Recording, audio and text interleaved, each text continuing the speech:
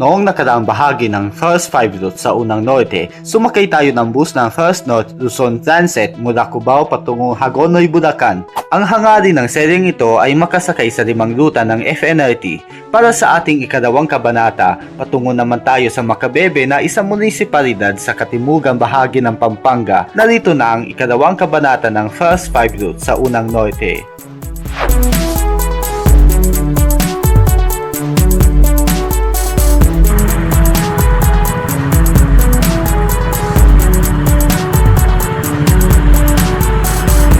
Noong ika-8 ng Pebrero taong 2026, nandito ako sa Guadalupe Nuevo sa Makati upang sumakay sa Line 3 patungong North Avenue.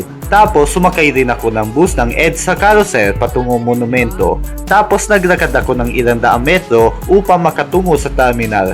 Kalaunan, nandito na ako sa terminal ng 5 stars sa Caloocan na makikita malapit dito ang terminal ng bus ng Victory Liner at katapat lamang nito ang mall ng SM Grand Central. Sa kasong ito, first time ako makakatapak sa Macabebe. Ang bus na isasakay natin ay First North Luzon Transit Unit 8128 na mayroong ruta mula Caloocan patungong Macabebe, Pampanga via Tabang Exit.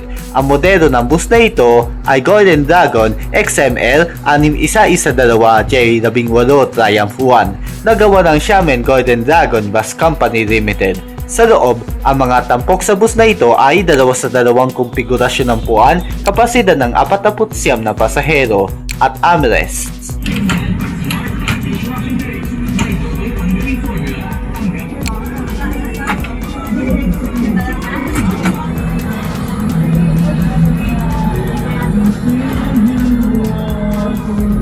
Sa ganap na alas 8:46 ng umaga, nakaalis na ang bus na ito mula sa terminal nito sa Caloocan. Ang pamasahe nito mula Caloocan patungong Macabebe, Pampanga via Tabang Exit sa kayang FNRT ay nagkakahalaga ng 146 na piso para sa regular ng mga pasahero at 117 piso naman para sa nakadiskwento. Ganito rin ang pamasahe pabalik.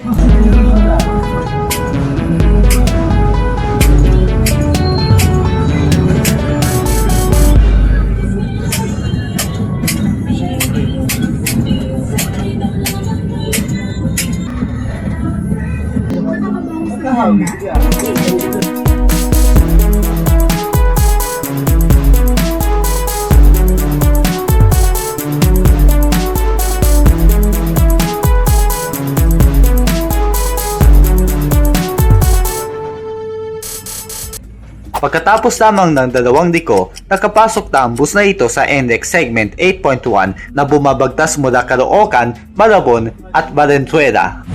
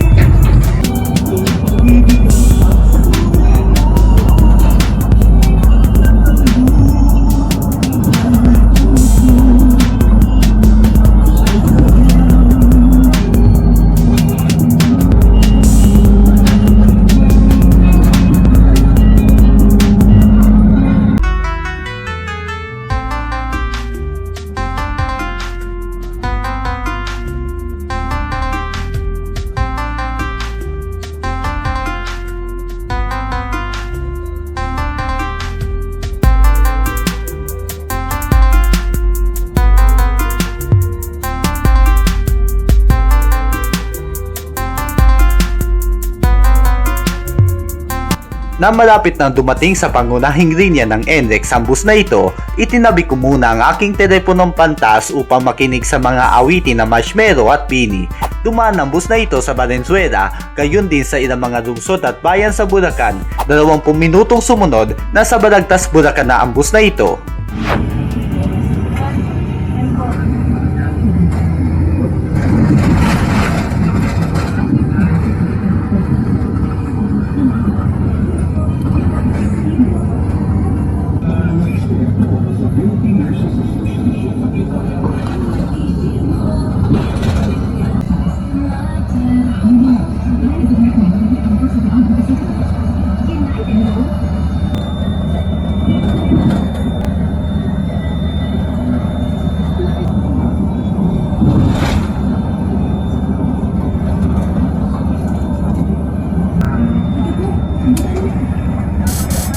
Nag-exit ang bus na ito sa tabang exit at diretso na ang daraanan ng bus na ito hanggang pagdating ng Apalit, Pampanga.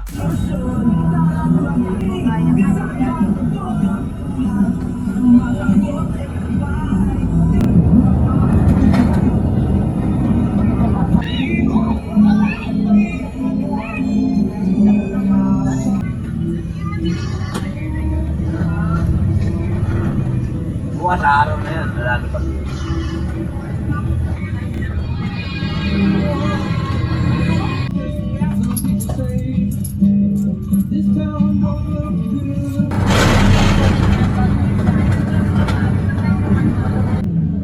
Okay, so yung nangyari ngayon, grabe na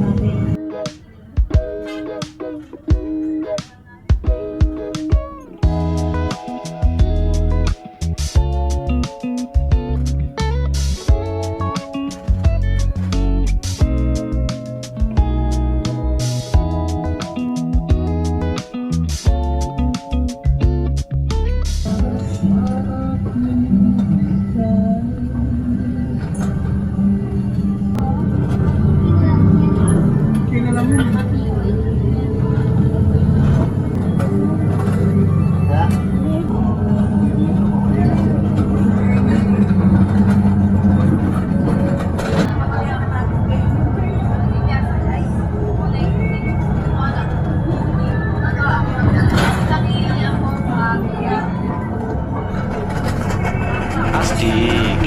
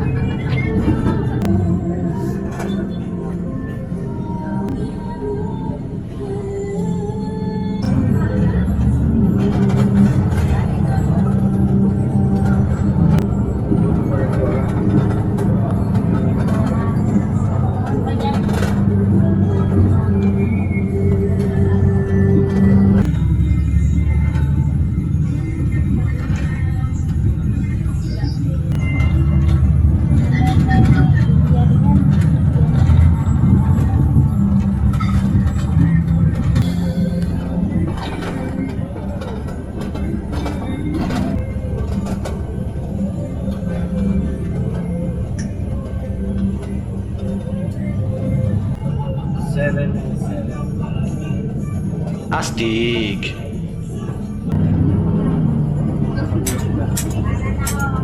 Oh, Yubi.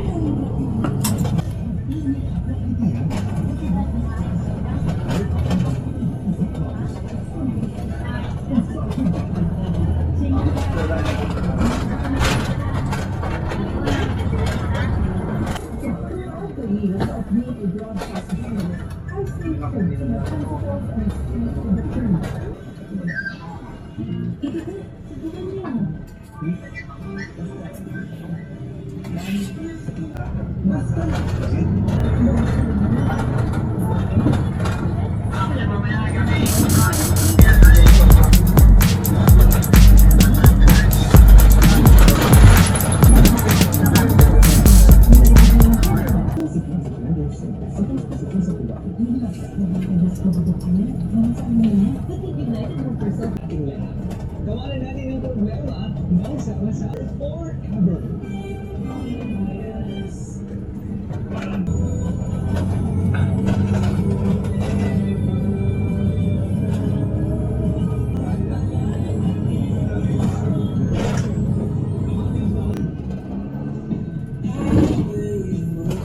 Welcome back sa programang Talk to Papa. At send out yung oras natin mga kapuso at hindi na si Ria.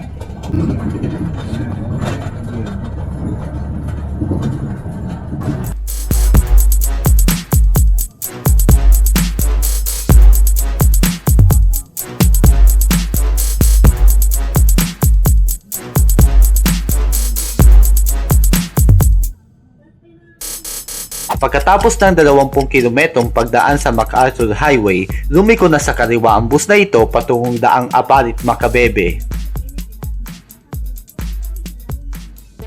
Achtung, Achtung, Achtung.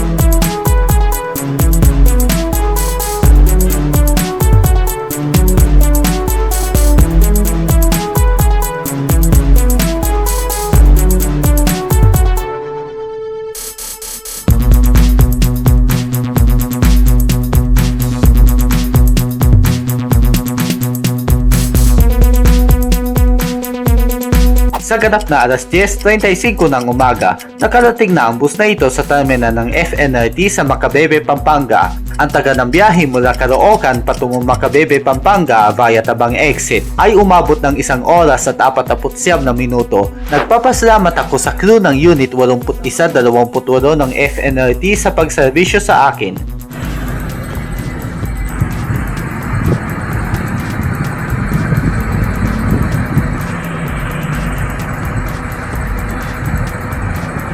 Tumungo ako o dinaanan ko ang ilang pook sa Masantol katulad ng Arco na Masantol, Simbahang Parokya ng San Miguel Arcangel, Bulwagang Bayan na Masantol at isang ilog malapit sa Market Boulevard. Sumakay naman ako sa isang minibus patungong Makabebe upang tumungo sa mga pook tulad ng Parokya ng San Nicolas de Tolentino, Bulwagang Bayan ng Makabebe at tinamarkang pangkasaysayan ng Makabebe mula sa Pambansang Komisyong Pangkasaysayan ng Pilipinas. Nananghalian ako ng orihinal na sisig sisig mula mismo sa Pampanga dahil ang orihinal na sisig sisig ay walang mayonnaise ang inilagay, taliwas sa putahe dito sa Caracal, Maynila. Paglilinaw lamang na nagmula sa Angeles ang sisig sisig na ang lungsod na yon ay plano kong tunguhan sa Hunyo. Pagpatak ng alas 4 ng hapon, nakalarga na sa biyahe ang huling bus sa araw na ito mula Makabebe pabalik ng Caloocan. Ang lokasyon naman ng terminal ng FNRT sa Makabebe ay sa kahabaan ng kalsadang Bayu o kilala rin bilang Daang Masanton Macabebe. Ang bus na isasakay natin ay First North Luzon Transit Unit 318. Ang modelo ng bus na ito ay Higer KLQ 6119 QE3 V91 na gawa ng Surchow Higer Bus Company Limited. Sa loob, ang mga tampok sa bus na ito ay 2 sa 2 konfigurasyon ng puwan, kapasidad ng 49 na pasahero, hawakan, bag hanger, armrest, at reclinable na puwan.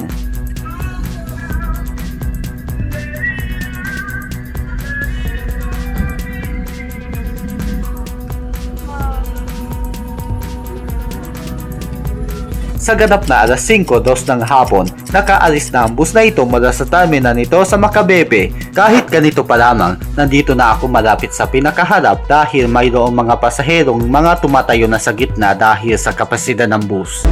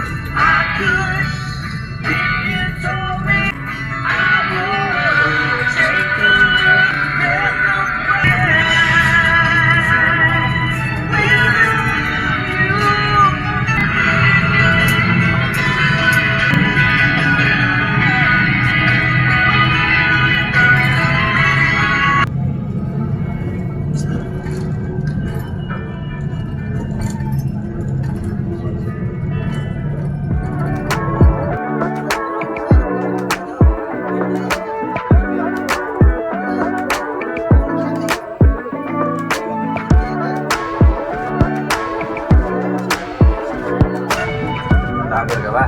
Opo.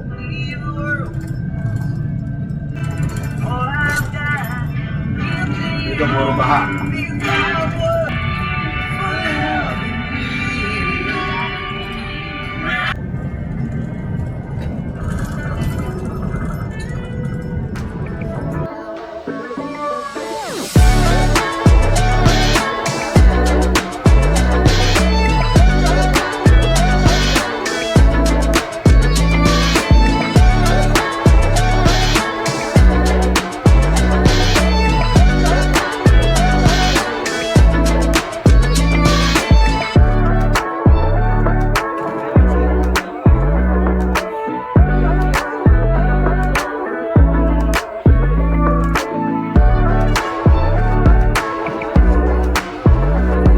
Ano? Wala ko kayo. Pare, dito. Eh.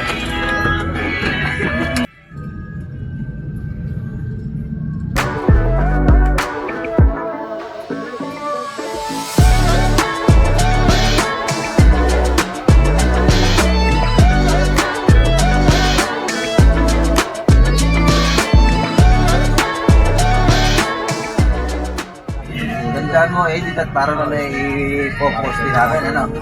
Subukan, ano? I-share, ano? 24 na minutong sumunod, nakaliko na ang bus na ito sa kanan patungong MacArthur Highway.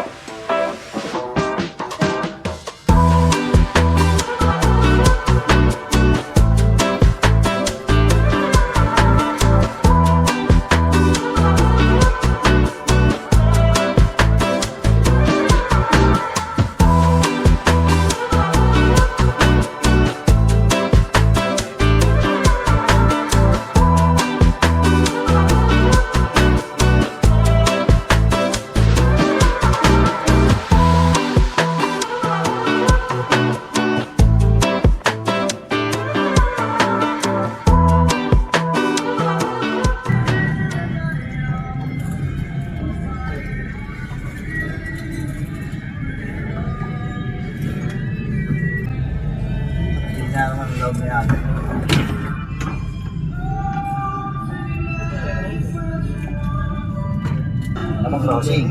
Baka makasama ako sa video dyan. Sama mo ang Noong araw, nung nakasama ako sa video, traffic na ako kunin sa Channel 4. siya ka no? Channel 4.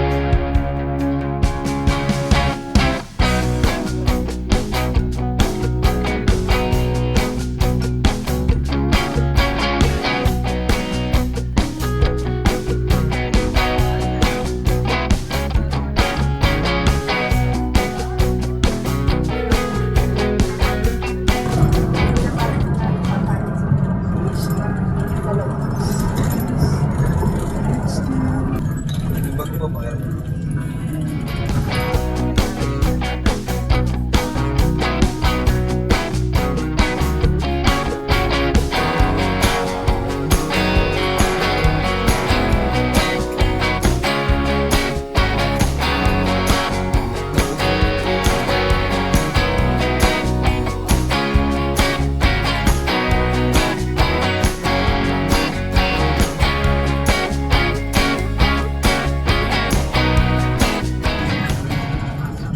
Ilang days siya?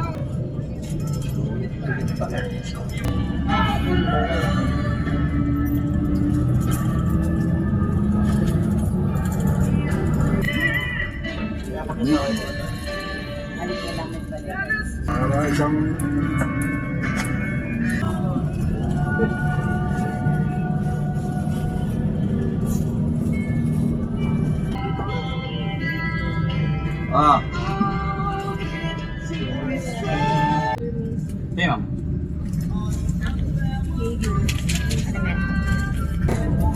Sabi mo pumili ako dito sa ano ko sa kanya pag ano, ay bilis. Hindi, inaabot ko mga ipin nila.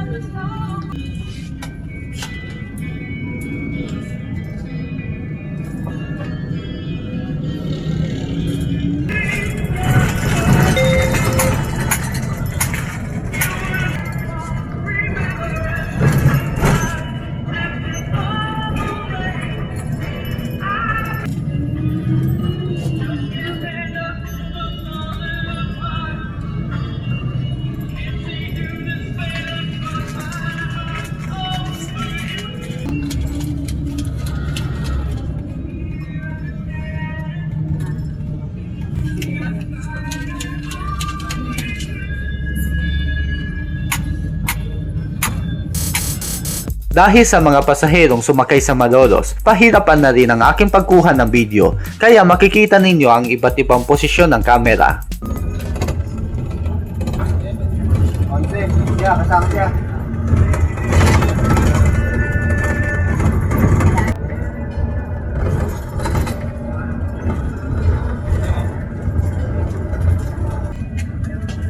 Sir, tingin niyo, sir. Tingin. Correct.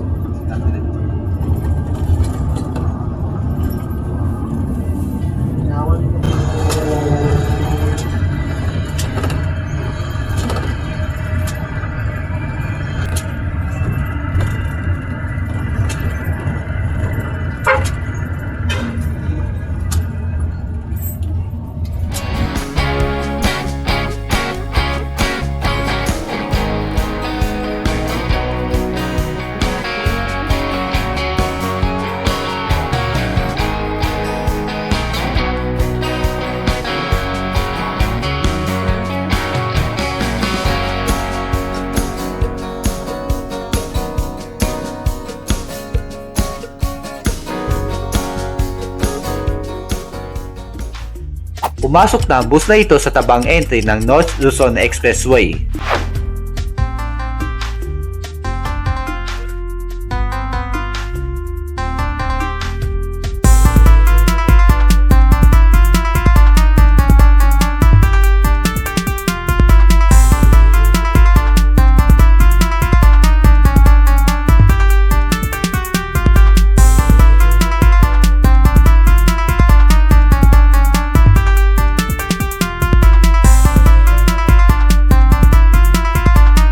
Pagdating ng pangunahing linya ng NLEX, itinabi ko muna ang aking teleponong pantas upang makinig sa mga awitin na Marshmello at Bini.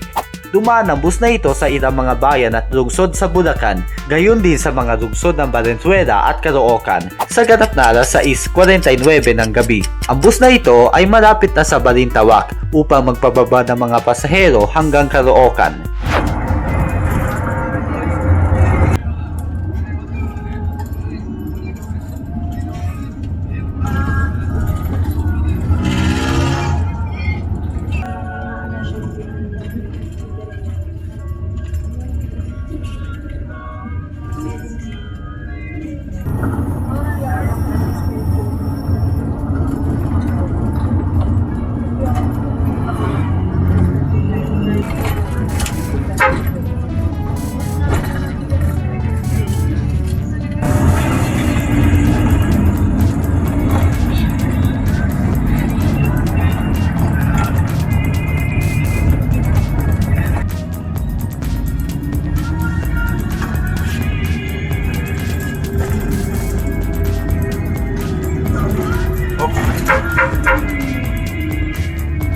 Sa ganap na alas 6:56 ng gabi, nandito na tayo sa Grace Park sa Caloocan. Mula Macabebe patungong Caloocan ay tumagal ng 1 oras at 55 minuto ang biyahe. Nagpapasalamat ako sa crew ng Unit 318 ng FNRT sa pagserbisyo sa akin. Nang nakababa na ako ng bus, mayroon lamang isang problema. Dito na nagtatapos ang bidyong ito at magandang araw. Ang ating susunod na ruta ay sa San Isidro, Nueva Ecija.